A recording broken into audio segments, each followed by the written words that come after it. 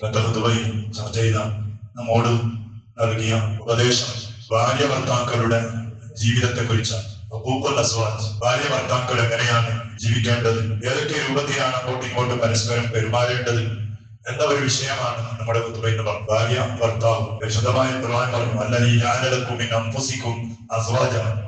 ഇണകളില്ലാതെ ഈ ലോകത്തിൽ മനുഷ്യരെന്ന് മാത്രമല്ല ഏത് ജീവികളാണെങ്കിലും ഇണകളില്ലാതെ ജീവിക്കാൻ പറ്റൂല. എത്രത്തോളം എന്ന് പറഞ്ഞാൽ മരത്തിൽ പോലും ആണും പെണ്ണും വേർതിരിച്ച് പറയുന്ന ആളുകൾ, ആണുമാരാണ് പെണ്ണുമാരാണ്. അപ്പൊ ഈ ലോകത്തിൽ എന്തൊക്കെ പടപ്പുണ്ടോ ഇണയില്ലാതെ ജീവിക്കാൻ പറ്റൂല. പക്ഷെ അതിനൊന്നും നിയമങ്ങൾ ബാധകമല്ല.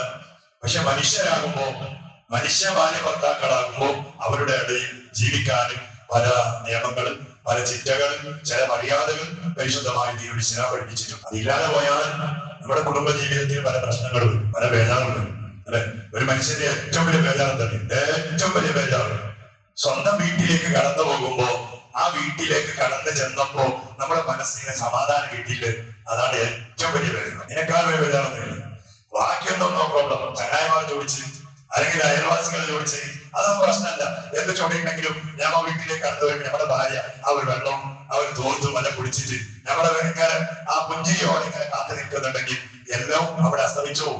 അവിടെ ചിരി കാണുമ്പോൾ, അവിടെ സന്തോഷം കാണുമ്പോൾ, ഞങ്ങൾ സ്വീകരിക്കുന്ന ആ ഒരു അവസ്ഥ കാണുമ്പോൾ, അതില്ലാതെ ആയാലും വീട്ടിലേക്ക് കടന്നു വരുമ്പോ ഓൾറെഡി ഒരു ശൈത്താനെ പോലെ ഇങ്ങനെ ഒരു വീട്ടിലുള്ളിൽ ഇങ്ങനെ കുത്തിയിരിക്കുന്നുണ്ടെങ്കിൽ സന്തോഷം ഉണ്ടാവും, സന്തോഷം ഉണ്ടാവില്ല, സമാധാനം ഉണ്ടാവും. അതിന്റെ അങ്ങോട്ടും ഇങ്ങോട്ടും പൊരുത്തപ്പെട്ടു പോകുന്ന ഒരു മനസ്സ് നമ്മുടെ ഉള്ളിലുണ്ടായാൽ അതൊക്കെ നമുക്ക് നേടിയെടുക്കാൻ കഴിയും. അങ്ങോട്ടും ഇങ്ങോട്ടും പൊരുത്തപ്പെട്ടു പോകും. പ്രശ്നങ്ങളില്ലാത്ത ആരുടെ ജീവിതത്തിലാണ് അല്ലെ.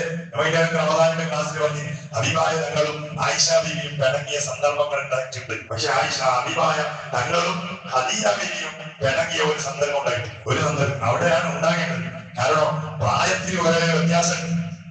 ഭാര്യ ഉമ്മാന്റെ പ്രായമാണ്, ഭർത്താവായ അഭിമായ തങ്ങൾ മോന്റെ പ്രായമാണ്, മോന്റെ പ്രായം.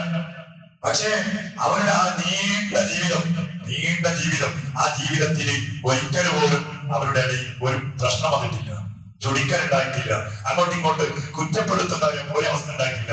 അതാണ് ജീവിതം. അപ്പൊ അതൊക്കെ വരും സഹജമാണ്. ഭാര്യ ഭർത്താക്കൾ എന്ന് പറയുമ്പോ എല്ലാവരും ഒരുപോലെ അല്ലല്ലോ. എല്ലാവരും ഒരുപോലെ. ഒരു മനുഷ്യന്റെ 5 പേരുടെ 5 രൂപത്തിലാണ്.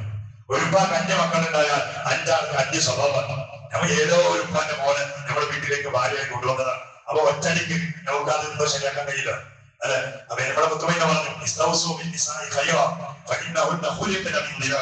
പെണ്ണിനെ അള്ളാഹ് പഠിച്ചതിനാദ്യോ ആദം നബി അലൈഹിസ്സലാമിന്റെ ആ വളഞ്ഞ ഭാര്യ നിന്നിട്ടതാണ്. ആദം നബി അലൈഹിസ്സലാമിനെ പഠിച്ചു. ഒറ്റക്കാണ്, ഇണയില്ല. അപ്പൊ ഇണ വളർക്കാൻ വേണ്ടി തീരുമാനിച്ചു. എവിടെന്നാ പഠിച്ചത്?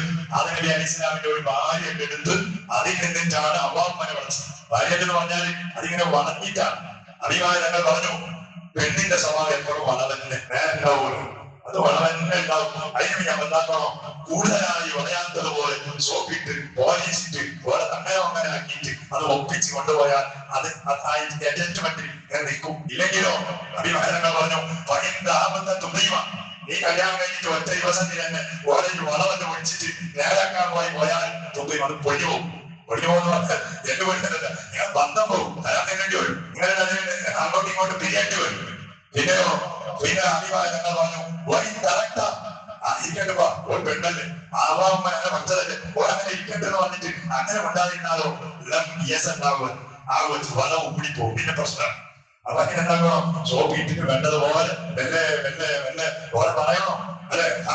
ഭാര്യന്റെ സന്തോഷം തന്നെ, ഭാര്യന്റെ സന്തോഷം. ഞമ്മ പോയിട്ട് ഏതെങ്കിലും കല്യാണത്തിന അല്ലെങ്കിൽ വൈകാരിക അല്ലെങ്കിൽ ആളുകളുടെ പോയിട്ട് ഏതെങ്കിലും ഒരു പെണ്ണിനെ കണ്ടിട്ട് ഞമ്മളെ ഭാര്യന്റെ മുന്നിൽ വന്നിട്ട് ആർക്ക് ആ പെണ്ണ് എന്ത് ചേരന എന്ത് ചന്ദന എന്ന് പറഞ്ഞാൽ പിന്നെ പോയി പനി വയസ്സാക്കി അതല്ല പോയിട്ട് വന്നിട്ട് പറയേണ്ടതല്ലോ, ഇത്രയും കണ്ടല്ലോ നിന്റെ പോലെ ചേരുന്ന ഒരു പെണ്ണ് നീ എന്നെ ഐശ്വര്യ എന്ന് പറഞ്ഞോണ്ട്, നീ എന്നെ പണ്ടത്തെ ഗ്രാമ പെണ്ണല്ലേ ഇപ്പൊ വേറെ വന്നിട്ടുണ്ട്. പണ്ടല്ലേ പറയുന്ന നീ നല്ല ഐശ്വര്യ പോലെ ഉണ്ട്. അങ്ങനെ പറയുമ്പോഴാണ് പിന്നെ പിറ്റേന്ന് 2 ക്ലാസ് നമ്മൾ പണി തരും. നമ്മള് പണി പറയാതെ നമുക്ക് എടുത്തു തരും. അത് പണിക്കോണോ റസൂൽ പഠിപ്പിച്ചിട്ടുണ്ട്. റസൂൽ പഠിപ്പിച്ച നേതാവാണ്. വലിയ ഞാൻ റസൂലാണ്, ഞാൻ അള്ളാന്റെ അഭിമാനം ഉണ്ടായിരുന്നല്ല. 9 ഭാര്യമാരുണ്ടായോ? 9 ഭാര്യമാരോട് ഇങ്ങനെ ഏത് രൂപത്തിൽ ജീവിക്കണോ, ഏത് സ്വഭാവം കാണിക്കണം എന്നൊക്കെയും പഠിപ്പിച്ച നേതാവാണ് മുഹമ്മദ് റസൂലുള്ളാഹ്. അത് പഠിക്കാത്തത് കൊണ്ടാണ് അല്ലെ. നമ്മൾ വീട്ടുപണി എന്ന് പറഞ്ഞാൽ നമ്മുടെ ഭാര്യ ഒരു പണിക്കാരുടെ പോലെ വാങ്ങാൻ പാടില്ല. ഓരോരുത്തർ കഷ്ടപ്പെടുന്നുണ്ടല്ല. ആ കഷ്ടം അങ്ങനെ പറയോ, നമ്മള് ഭാര്യ പറ്റുകയാണെങ്കിൽ മോള് പറ്റിട്ട് ഒരു 30 ദിവസം ഏറ്റു നോക്കാൻ വേണ്ടി നമ്മൾ ആളാക്കുന്നില്ല അല്ലെ. ഇനിയിപ്പോ അതൊരു പേശനായ മാറിയിട്ടില്ല. അതില്ലെങ്കിൽ വാല്യില്ല. കട വാങ്ങിയിട്ടും പൊടി വെച്ചിട്ട് ഇങ്ങനെ ആക്കിയിട്ട് വരെ ഏറ്റു നോക്കാൻ ആളാക്കാം. കയ്യിൽ പൈസ ഉണ്ടെങ്കിൽ പ്രശ്നമില്ല. പള്ളി ഇഷ്ടം പോലെ ആളുണ്ട്, എല്ലാം നോക്കാൻ കൈകാര്യം വൃത്തിയാക്കാൻ ആളുണ്ട്. എന്നിട്ട് പുതിയ ഒരാളാക്കാം അല്ലെ. ആത്മനിക ഒന്ന് ചിന്തിച്ചു നോക്കി. ഓർക്ക് 30 ദിവസത്തിന് നമ്മൾ കൊടുക്കുന്ന പൈസ എത്ര 30,000 മിനിമം. ഇപ്പൊ 30,000 കൊടുക്കണം. എന്നാ നമ്മുടെ ഭാര്യമാർ എത്ര കാലമായി നമ്മൾ പറ്റ പണിയെടുക്കും. ഒരു മാസത്തിൽ ഒരിക്കലും ഒരു 500 രൂപ പൈസ ഞാൻ കൊടുത്തില്ല. സന്തോഷിച്ച് ഇപ്പോൾ ഇന്ത്യയിലേക്ക് കൊടുക്കുന്നതാവാ. അതുകൊണ്ടാ ഇതുകൊണ്ടാ നമ്മുടെ സാധനത്തിന്റെ പൈസ അതല്ല. ഓർക്ക് ബന്ധപ്പെട്ടിട്ട് ഒരു 500 രൂപ, ഓർക്ക് ബന്ധപ്പെട്ടിട്ട് ഒരു മാസത്തിൽ ഒരു 1000 രൂപ കൊടുത്തു നോക്കി. എന്ത് സന്തോഷം ഉണ്ടാവും. ഞാൻ ഇതല്ല ഓരോ ഞങ്ങൾ വീട്ടിൽ പണിയെടുക്കുന്ന വെച്ച് നോക്കുന്ന പെണ്ണിനെക്കാൾ അപ്പുറം പോലെ കാണാൻ എല്ലാ പണി കൊടുക്കും എല്ലാവർക്കും. ഞമ്മ ഇങ്ങനെ പോയിട്ട് ആ ചായ കുടിക്കും, പത്രം വായിക്കും. എന്നിട്ട് അവർക്കൊരു ഹെൽപ്പ് ഞമ്മ ചെയ്തില്ല. റസൂലുള്ളാഹി ആയിഷ ബീവി പാത്രം കഴുകുമ്പോ ആ പാത്രം കഴുകാൻ നിന്ന് കൊടുത്ത ഭർത്താവാണ് മുഹമ്മദ് റസൂലുള്ളാഹി. ആയിഷ ബീവി വീടിങ്ങനെ അടിച്ചു വാരുമ്പോ ആ മാച്ചിൽ പിടിച്ച് വീട് അടിച്ചു വാരിയ നേതാവാണ് മുഹമ്മദ് റസൂലുള്ളാഹി. ഒരു ഭർത്താവ് ചെയ്യേണ്ടതാണ്. നമ്മളത് ചെയ്താലല്ലേ നമ്മുടെ ജീവിതത്തിൽ സന്തോഷം ഉണ്ടാവുള്ളൂ. ഇപ്പൊ നോക്കിയാൽ എല്ലാവരും ജീവിതത്തിൽ പ്രശ്നം എല്ലാം ഓരോട് സംശയം, ഓരോട് സംശയം. മൊബൈൽ വന്നുകൊണ്ട് കാരണം നമ്മുടെ ഭാര്യയോട് സാധാരണ നമ്മളെ ചെറുപ്പക്കാരനെ പറയുന്നില്ല. ഏതെങ്കിലും പെണ്ണിനോട് പറയുമ്പോൾ സന്തോഷം നമ്മുടെ ഭാര്യയോട് പറഞ്ഞു, നമ്മുടെ ഉമ്മനോട് പറഞ്ഞു. അത് ആരോട് പറയാം? ഉമ്മനോട് പറയേണ്ടതല്ലേ. ഐ ലവ് യു എന്ന് പറഞ്ഞാൽ എന്താ? ഇന്നീ അറബി പറയാം. പക്ഷേ ഉമ്മ നിങ്ങളെ ഞാൻ ഇഷ്ടം വെക്കുന്ന ഉമ്മ, സ്നേഹിക്കുന്നുണ്ട് ഉമ്മ. അതിന്റെ ഇംഗ്ലീഷാണ് ഐ ലവ് യു. അത് പറയാൻ ഭയങ്കര അത് നമ്മുടെ ഭാര്യയോട് നമ്മൾ പറഞ്ഞാൽ ഇന്ന് വരെ നമ്മുടെ ഭാര്യ നമ്മളോട് വന്നിട്ടുണ്ടാവും. നമ്മളോട് ഭർത്താവാകുന്ന ഇത്തരം കഷ്ടപ്പെട്ട് ഞങ്ങൾ അധ്വാനിക്കുന്ന ഞങ്ങളുടെ മുഖത്ത് നോക്കിയിട്ട് ഭർത്താവാകുന്ന നിങ്ങളെ ഞാൻ ഇഷ്ടപ്പെടുന്നു, സ്നേഹിക്കുന്നു എന്നൊരു വാക്ക് ഇല്ല. ഞങ്ങൾ 24 മണിക്കൂർ മൊബൈൽ ഉണ്ടാവും. രാത്രി ചിലപ്പോ സംശയിക്കാൻ കാരണമുണ്ട്. 3 മണിക്ക് ചിലപ്പോ ഭാര്യ ചിലപ്പോ പോയിട്ട് പത്തിങ്ങനെ കസാല കൊണ്ടുണ്ടോ കൊണ്ടുനാരോട് ഏതെങ്കിലും കത്തിയോട് ചങ്ങായിയോടായിരിക്കും.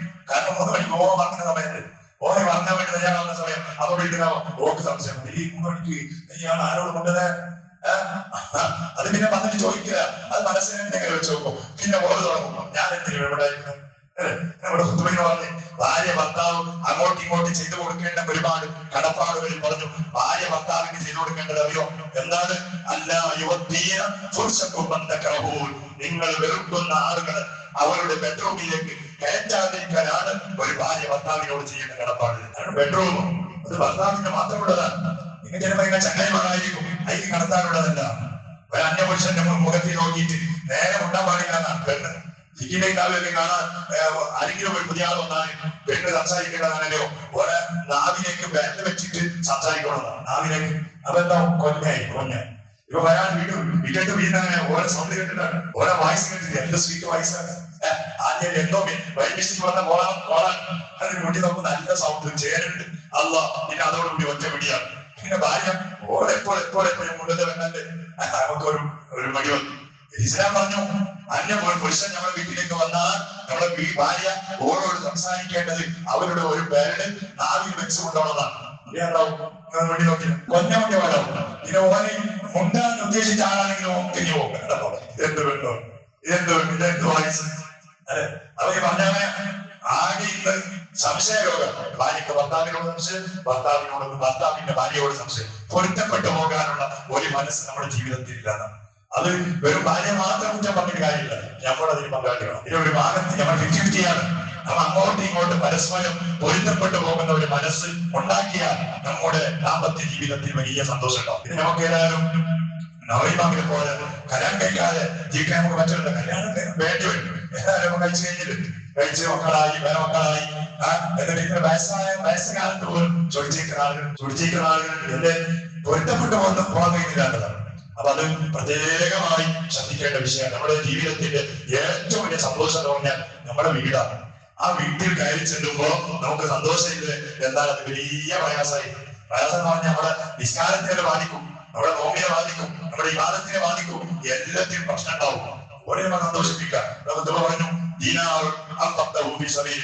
അള്ളാഹുവിന്റെ വഴി നീ ഒരു ദീനാർ കൊടുക്കുന്നു, അല്ലെങ്കിൽ ദീനാർ ഒരു അടിമക്ക് വേണ്ടിയിട്ട് ഒരു ദീനാർ നീ കൊടുക്കുകയാണ്, അല്ലെങ്കിൽ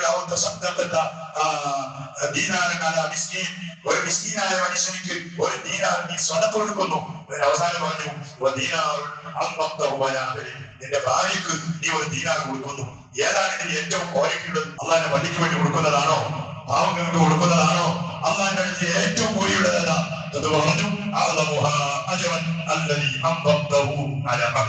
നിന്റെ ഭാര്യക്ക് വേണ്ടി കൊടുക്കുന്നതാണ്. അതിനാണ് ഏറ്റവും വലിയ സന്തോഷം. അതിനാണ് ഏറ്റവും വലിയ സന്തോഷമുള്ളത്. കാരണം നിന്റെ ജീവിതം മുഴുവൻ അതിന് ആ സന്തോഷം ആസ്വദിക്കാൻ കഴിയും. അള്ളാന്റെ അടുത്ത് വലിയ കൂലിയുള്ള പ്രതിഫലം കിട്ടാൻ കാരണമാകുന്ന ഒരു കൊടുക്കലാണ് നിന്റെ ഭാര്യയ്ക്ക് വേണ്ടി കൊടുക്കൽ. വെറും ചെറു കൊടുക്കൽ മാത്രമല്ല, ഭക്ഷണം കൊടുക്കുന്നുണ്ട്, വസ്ത്രം കൊടുക്കുന്നുണ്ട്. അതല്ല അതിന്റെ പുറമെ അതല്ലേ ഇവിടെ ഔദാര്യമായിട്ട് നമ്മൾ കൊടുക്കാൻ. അങ്ങനെ ഔദാര്യമായിട്ട് ഓരോ മക്കളുടെ എന്താ ചെയ്തത്? അവരുടെ ഡ്രസ്സാക്കി തരുന്നു, നമുക്ക് ഭക്ഷണം ഉണ്ടാക്കി തരുന്നു. ഓക്കെ നിർബന്ധം, ഭക്ഷണം ഉണ്ടാക്കി തരുന്ന നിർബന്ധമുണ്ട്. ഓക്കെ ഇല്ല, നിർബന്ധമില്ല. ഞാൻ തരുന്നില്ല എന്ന് പറഞ്ഞാൽ പിന്നെ നീ പൈസ കൊടുത്തിട്ട് ആക്കേണ്ടി വരും. ഓരോ ചെയ്യുന്നതൊക്കെയും ഔദാര്യമായിട്ട് ഭർത്താവിനോടുള്ള ആ സ്നേഹം കൊണ്ട് അലക്കി തരുന്നു, തിരുമ്പി തരുന്നു, ഭക്ഷണം ഉണ്ടാക്കി തരുന്നു, നിന്റെ ബെഡ്റൂം വൃത്തിയാക്കി തരുന്നു, എല്ലാം തരുന്നു. അല്ലെ, അത് അവർ ചെയ്യുന്ന ഔദാര്യം.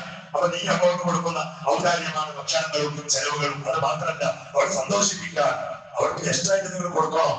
അതാണ് ഏറ്റവും വലിയ നമ്മുടെ കുടുംബ ജീവിതത്തിന്റെ സന്തോഷം കിട്ടാൻ. ഒരുപാട് കാര്യങ്ങൾ ഇവിടെ മുത്തുമയിൽ പറഞ്ഞിട്ടുണ്ട്. ഇൻഷാ അല്ലാഹ് അതൊക്കെ നാം ഏകദേശം മനസ്സിലാക്കിയവരാണ്. ഇല്ലാത്തവരുണ്ടെങ്കിൽ ഇൻഷാ അല്ലാഹ് നമ്മൾ വരാനും പെണ്ണുങ്ങളെ ആണുങ്ങളെ കുറ്റം പറഞ്ഞ കാര്യമില്ല. എന്ത് ചെയ്താലും മതിയാവാത്ത പെണ്ണുങ്ങളുണ്ടോ? എത്ര കൊടുത്താലും ഇല്ലെന്ന മാത്രം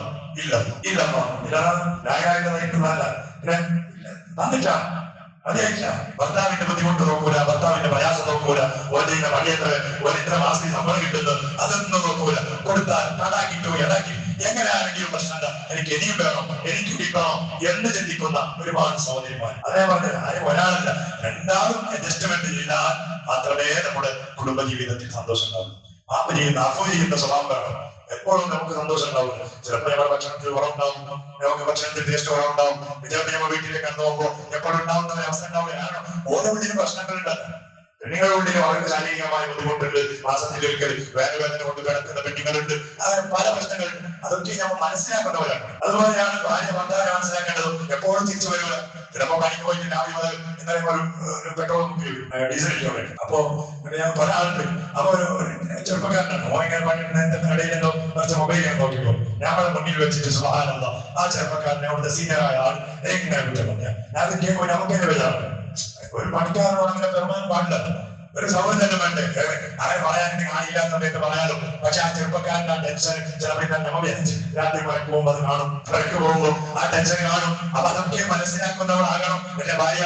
അല്ലെ, നിങ്ങൾക്ക് ചിലപ്പോ ആരെങ്കിലും വന്നിട്ടുണ്ടാവും, എന്തെങ്കിലും വരെ മനസ്സിന് സമാധാനം ഉണ്ടാവുന്ന ഒരവസ്ഥ ഇന്ന് എന്റെ ഭർത്താവിന് ഉണ്ടായിട്ടുണ്ടാവില്ല.